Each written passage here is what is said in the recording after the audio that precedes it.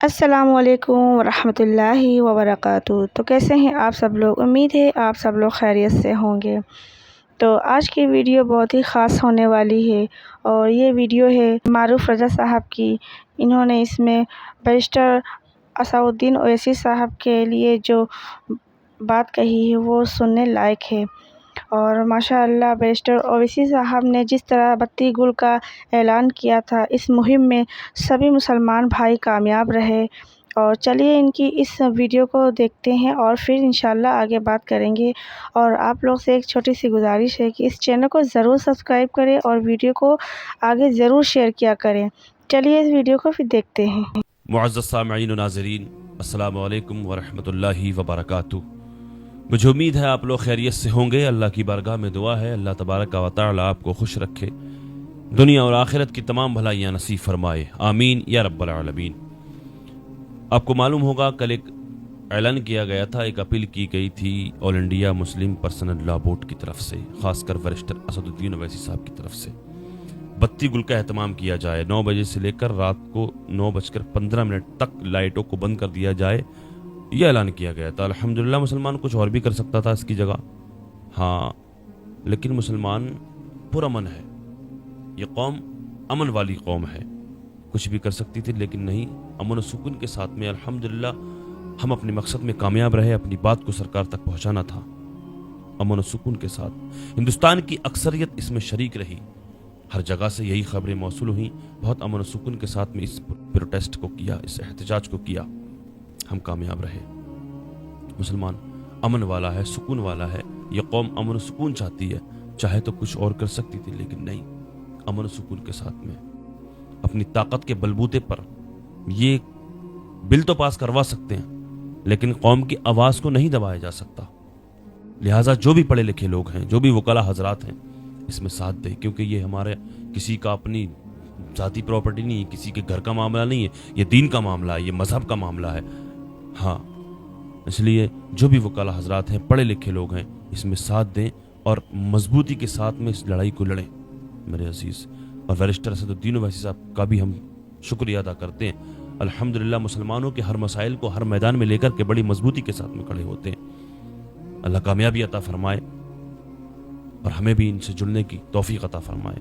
Barrister Asaduddin Owaisi साहब का इस प्रोटेस्ट के बाद, इस बत्ती गुल के बाद का एक बयान मैं चाहता हूँ आप लोग सुने इस बयान को। All India Muslim personal law board की जानिब से जो प्रोटेस्ट कॉल दिया गया था बत्ती गुल का, वो बहुत कामयाब रहा, गैर मामूली उसका स्पॉन्टेनियस रिएक्शन रहा। और ख़ास तौर से तेलंगाना, हैदराबाद और कर्नाटका से जो अभी तक हमारे पास रिपोर्ट्स आ रहे हैं, पूरे लोगों ने बिला लिहाज मज़हब मिल्लत इसका साथ दिया है। मैं उनका शुक्रिया अदा करता हूं। और इस प्रोटेस्ट करने का एक ही मकसद है कि हम नरेंद्र मोदी गवर्नमेंट को ये पैगाम देना चाहते हैं, ये मैसेज देना चाहते हैं कि आपने जो वक्फ अमेंडमेंट एक्ट 2025 बनाया है वो वक्फ बोर्ड के मफाद में नहीं है, वो वक्फ बोर्ड को बर्बाद करता है, वक्फ की प्रॉपर्टीज़ को ख़त्म करता है और ना उससे कोई रेवेन्यू में इजाफा होने वाला है। तो ये हमारा प्रोटेस्ट इसीलिए था और क्योंकि जो कानून बनाया गया वो अनकॉन्स्टिट्यूशनल है, हमारे संविधान के फंडामेंटल राइट्स के आर्टिकल 14, 15, 25, 26 और 29 का ग्रेव वायलेशन है। इसीलिए ये प्रोटेस्ट कॉल दिया गया है। आइंदा 1-2 हफ्ते के बाद ह्यूमन चेन का भी प्रोटेस्ट होगा, राउंड टेबल कॉन्फ्रेंस होंगी। तो ये हमारा प्रोटेस्ट उस वक्त तक चलता रहेगा जब तक नरेंद्र मोदी की हुकूमत इस बिल को वापस नहीं लेगी। मैं आप तमाम का शुक्रिया अदा करता हूं जिन्होंने इस बत्ती गुल प्रोग्राम में हिस्सा लिया। जिस तरह के बत्ती गुल कार्यक्रम या प्रोग्राम की जब बात करते हैं तो आपको क्या लगता है कि इस तरह के प्रोग्राम से क्या संदेश या क्या असर हो सकता है? नहीं, ये देखिए, ये स्पॉन्टेनियसली जनता ने 15 मिनट के लिए अपने घर की लाइट को बंद किया, अपने कमर्शियल एस्टेब्लिशमेंट्स को की लाइट को बंद किया। और एक मैसेज हम देना चाह रहे हैं प्रधानमंत्री नरेंद्र मोदी को कि आपने जो कानून बनाया वो अनकॉन्स्टिट्यूशनल है, वो ब्लैक लॉ है, वो वक्फ प्रॉपर्टीज़ को बचाने के लिए नहीं, वक्फ प्रॉपर्टीज़ को बर्बाद करने के लिए। और एक ऐसा एक्ट आपने बनाया जो भारत के मुसलमानों की मस्जिदों को, कब्रस्तानों को, वक्फ की प्रॉपर्टीज़ को उनसे छीनने का एक एक्ट बनाया आपने। जी, जिस तरह का भी माहौल बना हुआ है देश में, आतंकवादी जो घटना हुई है, आपने भी उसको कंडेम किया है, लेकिन ऐसे हालात में आपको लगता है कि देश में अगर अंदरूनी तौर पर इस तरीके से विरोध होगा, नहीं देखिए, इस जहाँ वक्त में- नहीं देखिए, जहाँ तक पहलगाम में जो हुआ है उसको तो हम आउटराइटली कंडेम कर रहे हैं और करते रहेंगे। और हमने उस टेररिस्ट एक्ट को जिम्मेदार पाकिस्तान की इस्टेब्लिशमेंट, पाकिस्तान की सरकार को खड़ाया है और उन्हीं की पूरी सरपरस्ती में, उन्हीं की तायीद, उन्हीं के सपोर्ट और फाइनेंशियल सपोर्ट से, मिलिट्री ट्रेनिंग से वो आतंकवादी पाकिस्तान से बॉर्डर क्रॉस करके पहलगाम तक आए और वहाँ पर उन्होंने 26 टूरिस्ट को जान ली।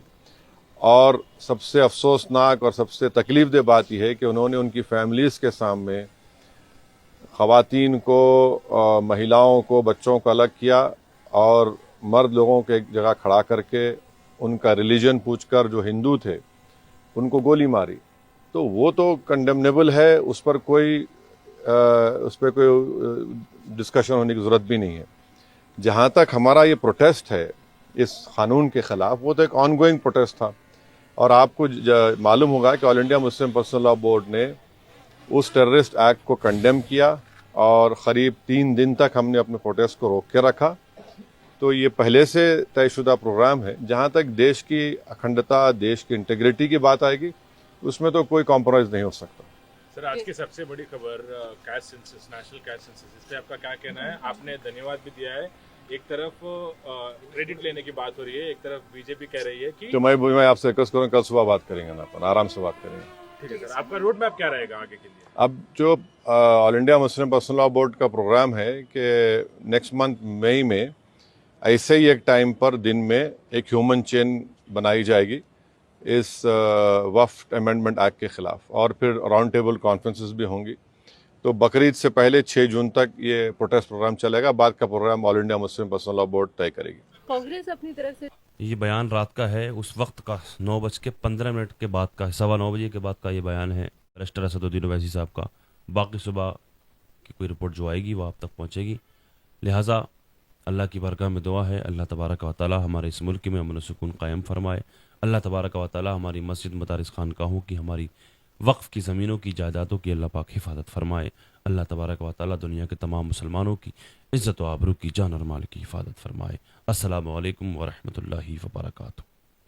आई होप आज की वीडियो आप लोगों को पसंद आई होगी, तो प्लीज़ वीडियो को ज़्यादा से ज़्यादा शेयर करें, चैनल को सब्सक्राइब करें और वीडियो को लाइक करें। फिर मिलते हैं इंशाल्लाह अगली वीडियो के साथ। जब तक कि अल्लाह हाफ़िज़।